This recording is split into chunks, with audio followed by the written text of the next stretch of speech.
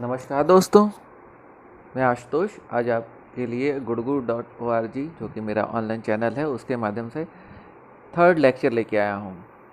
पहले लेक्चर में मैंने आपको सेक्रेटरी नर्सिंग के बारे में बताया था और ICD-10 ICD-4 क्या होता है। दूसरे लेक्चर मैंने आपको F क्या होता है सेक्रेटरी में और ये कैसे कोडिंग में हेल्प करता है मैंने बताया था कि F एक्चुअली होता क्या है। आज हम उसी के आगे बढ़ते हुए तीसरा पढ़ते हैं कि क्लासिफिकेशन जो था वो कैसे डेवलप हुआ। तो progressive development of modern classification. तो आपको मालूम पहले ज़माने में या पहले के उसमें हमें ओल्ड एज में ऐसा रहता था कि जो मेंटल डिसऑर्डर्स है उसका क्लासिफिकेशन उतना प्रॉपर नहीं था। तो देखते हैं कैसे था।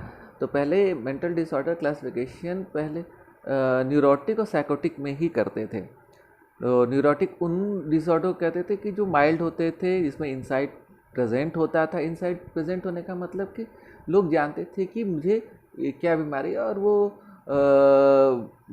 यूजली साइकेट्रिस्ट के पास तब जाते थे या डॉक्टर के पास जब जाते उनको लगता था कि मुझे कुछ हो गया है। तो न्यूरोटिक में यूजली इंसाइट प्रेजेंट होता है और मोस्टली हेलुसिनेशन या डिल्यूजन जो होते हैं वो नहीं होते थे।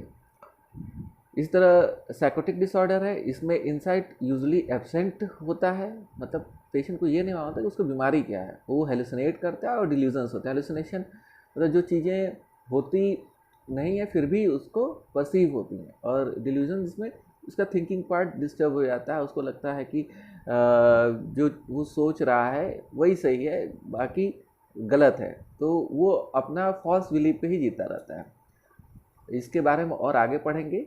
बट पहला जो मेंटल डिसऑर्डर का क्लासिफिकेशन था न्यूरोटिक साइकोटिक। ग्रेजुअली जैसे जैसे टाइम बीतता गया वो मेंटल डिसऑर्डर को और भी स्मूथ करने की कोशिश की गई, जैसे फंक्शनल ऑर्गेनिक कर दिया गया। फंक्शनल उन सभी डिसऑर्डर को रखा गया जिसमें कॉज अपेरेंटली विजिबल नहीं थे, और ऑर्गेनिक में उनको रखा गया जहाँ पे कॉज प्रेजेंट दिख रहे थे ब्रेन में। तो फंक्शनल में भी फिर से वही साइकोसिस और न्यूरोसिस।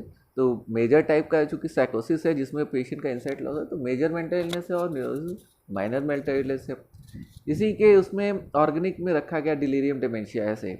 बट ये क्लासिफिकेशन भी उतना स्मूथ नहीं था, तो आगे चल के इस क्लासिफिकेशन को भी डिस्कार्ड कर दिया गया और ICD ने फाइनली क्लासिफिकेशन दिया। तो ICD-10 जैसे मैंने बताया था आपको कि ये WHO ने बनाया है। तो रिसेंटली हम लोग WHO का ही क्लासिफिकेशन पढ़ते हैं, तो ये डेवलप हो के ICD-10 है। तो इस क्लासिफिकेशन में F00 से लेके F99 तक सारे डिसऑर्डर का है। इसमें ये हुआ कि आपने पिछला क्लासिफिकेशन देखा था जिसमें ये था कि ऑर्गेनिक और फंक्शनल था, तो साइकोसिस, न्यूरोसिस, डिलीरियम डेमेंशिया। बट इसके अलावा भी बहुत से डिसऑर्डर थे, जैसे चाइल्डहुड डिसऑर्डर में है, बिहेवियर डिसऑर्डर थे, डेवलपमेंटल डिसऑर्डर थे, कुछ पर्सनालिटी डिसऑर्डर्स थे, मेंटल रिटार्डेशन है, तो इनको क्लासिफाई नहीं किया गया था। तो या सब्सटेंस रिलेटेड डिसऑर्डर थे, तो इसको भी क्लासिफाई करने की ज़रूरत थी। तो जैसे जैसे टाइम बीतता गया ये क्लासिफिकेशन और अच्छा होता गया। अभी हमारे पास कुछ ऑप्शन नहीं था, इसलिए हमने एक नंबर चुना जो कि F को डिनोट करता है, और ये 5th चैप्टर है ICD-10 में, और हम इसके हेल्प से सारे डिसऑर्डर्स को एक कैटेगरीज में बांट पाए। तो वो कैटेगरीज क्या क्या है F की, F0 से लेके F99 तक। तो ICD-10 क्लासिफिकेशन क्या है जो हम रिसेंटली फॉलो करते हैं, इसमें F00 से F09 के बीच organic including symptomatic mental disorder, इसमें delirium dementia, Alzheimer disease, Alzheimer dementia जैसे चीज़ों को रखा गया है। F10 से F19 mental and behavioural disorder due to psychoactive substance use रखा गया है। इसमें हम उन सारे डिसऑर्डर को रखते हैं जो सब्सटेंस एब्यूज़ के द्वारा, जैसे अल्कोहल ज़्यादा पी लिया आदमी, या कैनबिस खा लिया, या कोकीन ले लिया, उसके द्वारा मेंटल डिसऑर्डर होते हैं, उनको रखते हैं। F20 से F29 schizophrenia, schizotypal and delusional disorder, जिसमें सिजोफ्रेनिया आपको मालूम होगा कि कॉमन डिसऑर्डर है। जो यूजली हम सेटअप में देखते हैं पेशेंट्स को। फिर F30 से F39 मूड डिसऑर्डर, जिसमें मेनिया, डिप्रेशन, बाइपोलर डिसऑर्डर को हम पढ़ते हैं। F40 से F48 के भी न्यूरोटिक सोमेटोफॉर्म, जिसमें आप एंग्जाइटी डिसऑर्डर या जनरलाइज एंग्जाइटी डिसऑर्डर या फोबिया, इस तरह के सोमेटोफॉर्म डिसऑर्डर इसमें आप पढ़ते हो।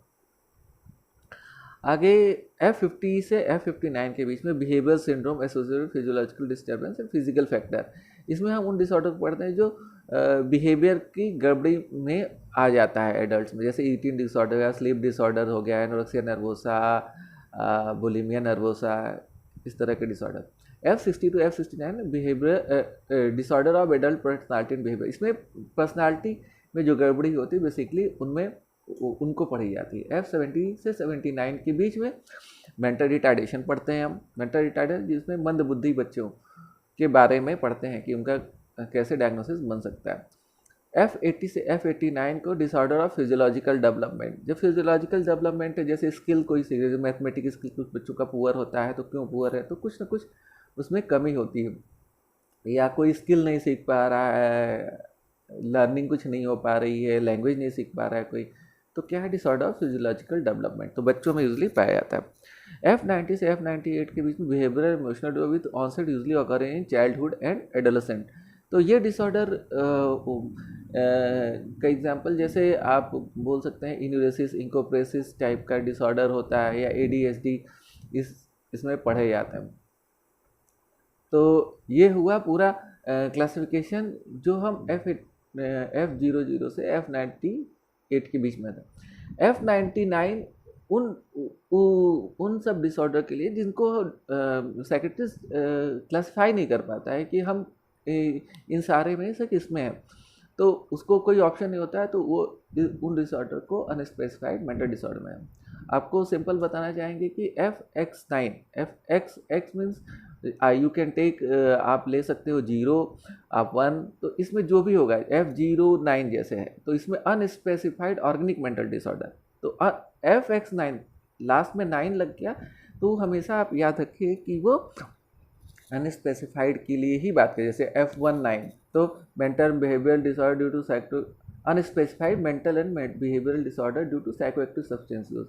जैसे F20.9, तो F20.9 क्या, अनस्पेसिफाइड स्किज़ोफ्रेनिया। तो आपको ये सिंपल सा ट्रिक मैंने दे दिया कि F9 जहाँ पे होगा तो अनस्पेसिफाइड की यूजली बात किया जाता है।